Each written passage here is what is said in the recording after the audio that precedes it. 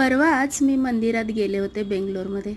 तर इथं ना वेगवेगळे भाताचे प्रकार म्हणजे प्रसाद म्हणून दिले जातात. त्याचबरोबर काळा चणा आणि पांढऱ्या चण्याचाही प्रसाद मिळतो. तर इथं पांढऱ्या चण्याचा प्रसाद मला खूप आवडला म्हणून मी ही घरी येऊन ते भिजवून ठेवले.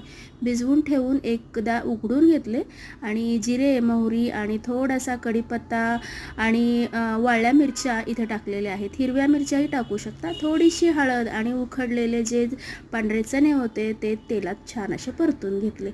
त्याचसोबत इथं चवीसाठी मीठ टाकलेलं आहे आणि थोडीशी साखर. साखर यासाठी टाकलेली आहे कारण आपण नंतर लिंबू टाकणार आहोत.